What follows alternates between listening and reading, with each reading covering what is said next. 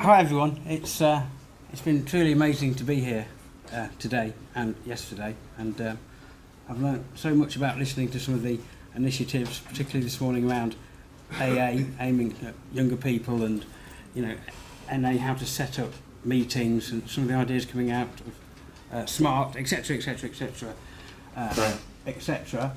And basically this whole idea of looking at this gap between policy and practice, the implementation of something that'll work. We kind of started the debate from a slightly different question, if you like. We Leicester Recovery Partnership, we asked ourselves, are we around recovery, or are we in recovery? Are we going to have a more meaningful relationship with the recovery agenda, with people that are in recovery, with people that are living recovery every day? And if we're going to do that, how are we going to do that? So I'm just going to fire through a couple of slides quickly, and other slides I might just spend a couple of minutes on, just to explain a couple of things in more detail. I do need to mention I should have put some logos on here last night, because my line manager told me to, and when I got back to my room and last night in the hotel and put my memory stick in, it wasn't there. So I'm a little bit sorry about that. I'm particularly sorry because there was so much learning yesterday. I thought I'm going to put some of that into my presentation. There's some really good buzzwords I think I need to put in here, like positive therapeutic landscapes. I thought that sounds really good, I'll put that in, and some other things, but I've not been able to do that, so the presentation is what it is. But basically I think we're all familiar, we've already seen this a couple of times come up. This is, in terms of understanding to what's important, and in terms of resources, this is probably a better representation. And in terms of what it's going to start looking like, this is probably a better representation.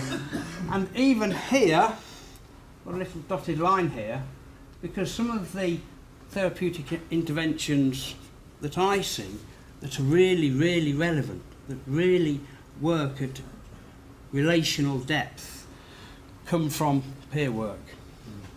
Yeah. Okay, so I think I might borrow this slide from somewhere else, but we can develop tools and toolkits, but we must know how to use them. And we must learn what they actually do, and this is particularly relevant to Leicester. And I think a lot of these solutions are regional. It's like a good wine, or that might not be a very good example here, but it's if I try to grow some of the wine you drink, Mark, on my allotment, I probably wouldn't get very far. But we'll forget about wine and talk about cheese. Yeah? So that cheese will depend on the microclimate. Yeah, it will depend on the soil, the farmer, the cows, and all of that stuff. So what's particularly relevant for us might not be particularly relevant to you, but the overall direction of travel, I think, is the same.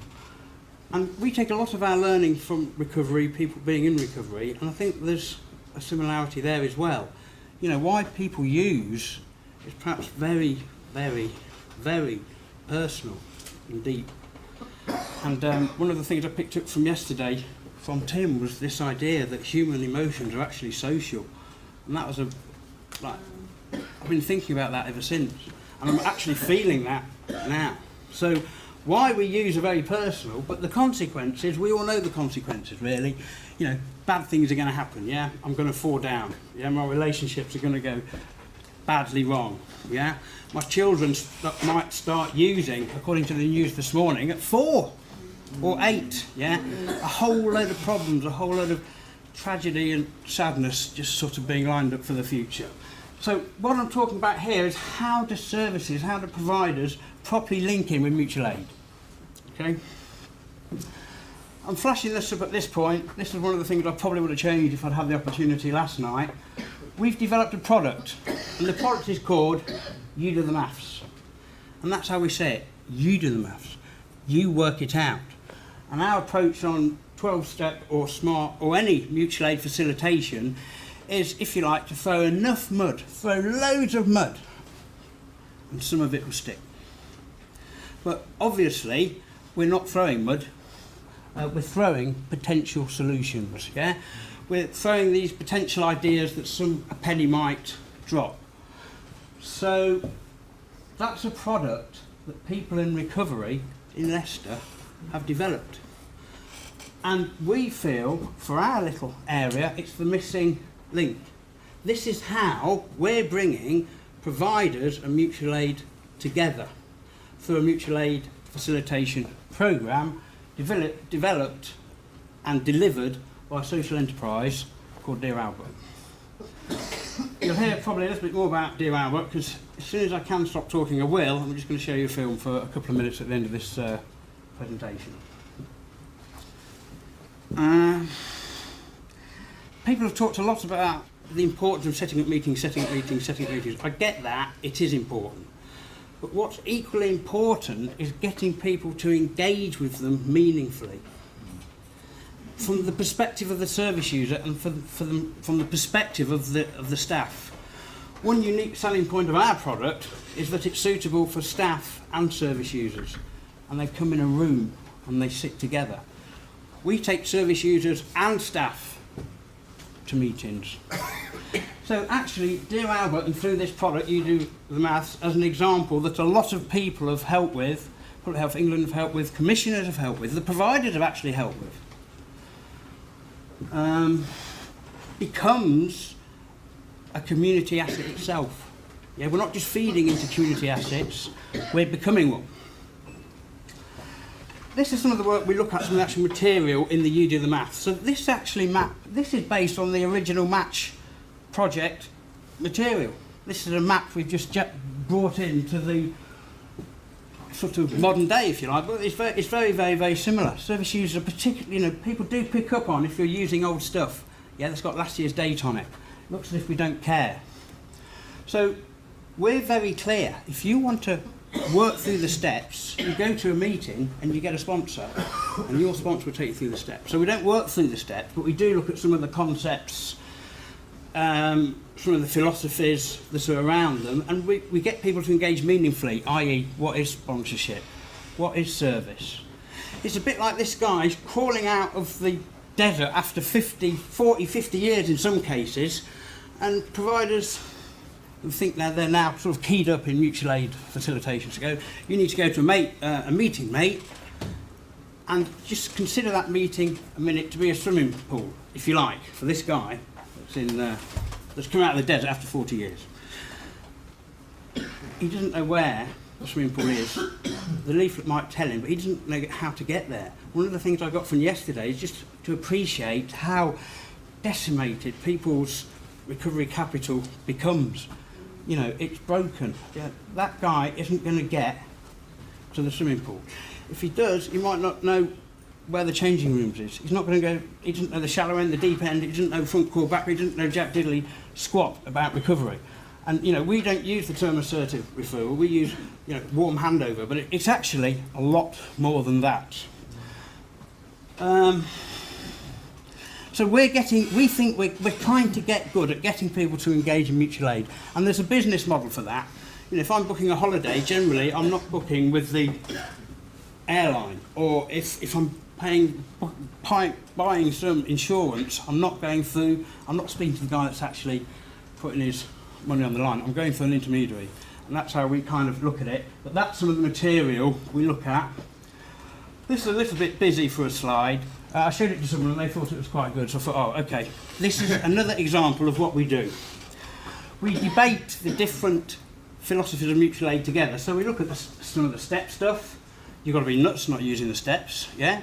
But at the same time, we're debating smart philosophies. So in the room, we're having a debate, service users and staff coming together. Look, does it help? Does it take the edge off stuff if you surrender? Yeah? If you look at this idea of powerlessness, does it help you deal with it? Or if you want to approach the same problem by self-empowerment, does that help? And as soon as that person joins the debate, they're becoming engaged in recovery. They're starting to do the maths. They're starting to work out what might help them. How these come about, actually, we call it free mapping. So as people are discussing stuff, we jot it down on the whiteboard, and then when everyone's gone home, we capture certain things people say, we mix them with recovery slogans, which we use quite a lot, and that becomes the handout for the following week's reminder at the beginning. And that's useful for people as well, because people that might have said something are having it reflected back to them in a positive way a week later. So it works, it seems to work well and help with this empowerment. There's this idea about taking people seriously, about listening to people, a basic counselling skill. A lot of this stuff is MI actually, but we do incorporate a lot of other modalities into it, and you can apply other modalities to SMART and STEPS, and they give people a fresh perspective on it, and it's very powerful. That's the service user, and the big circle is the provider, and the little circle at the moment is representing mutual aid. And providers are big. You know, in Leicester we've just moved to lovely new premises, and they're big premises with several floors, with lots of people working in them, doing lots of amazing work actually. But we can be doing things a lot differently still. So really, as time evolves, and we've already heard about austerity, it's going to start looking more like that. And yesterday, I think it was one of Mark's slides that brought those two together, literally brought them together, and I've been hearing in the room there are some very good examples of that. But how we've done it is slightly different. We've done it like that. Okay? There's like a third kid on the block, if you like. It's about harnessing individuals' recovery capital, and it's this third way of bringing providers and mutual aid together through mutual aid facilitation.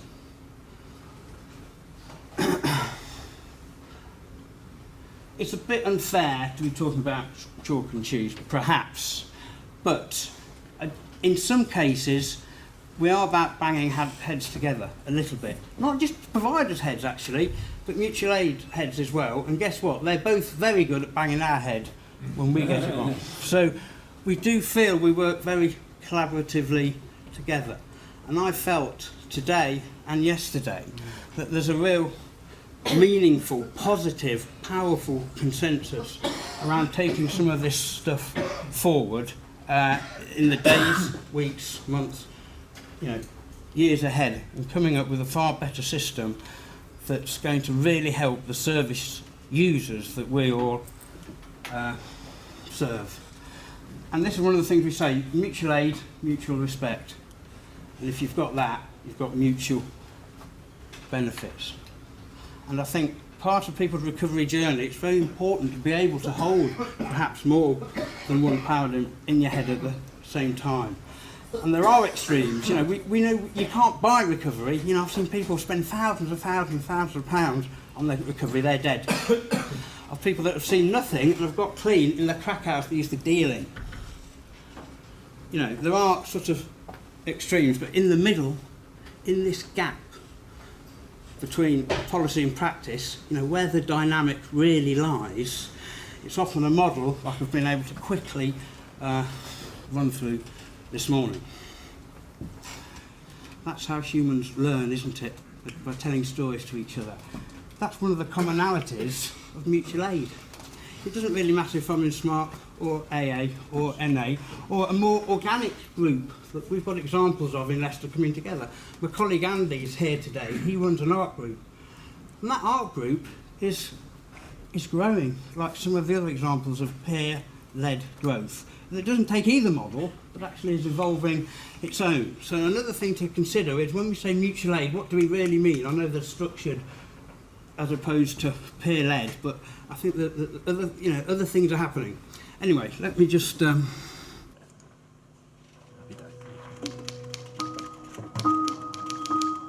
Where's it taking us? What's it doing to us? We don't know. We're going to find out. Albert was someone that used drugs. Albert was someone who didn't give a toss. And in the end, Albert was just lying all the time. It's John. It's Albert. It's all right. It's Albert. Oh, yeah, John. I don't know where the fucking name Albert come from anyway. You were supposed to be John Roberts, weren't you? That's right, and I'll come back to John Roberts. Well, Albert was just a street name. And I grew to resent Albert and actually hate Albert. Although I'm getting towards the end of a particular journey of actually kind of reaching back out to him and understanding who he was and what was going on for him. Because you know what, at work, I see lots of Alberts. I see lots of Alberts every day.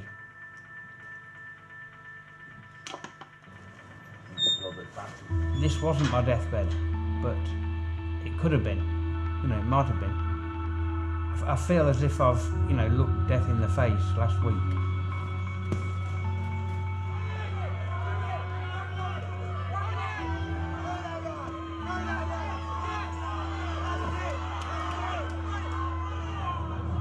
I was just in bits and I just said, help me. I said, I can't stop. I couldn't stop, that was it.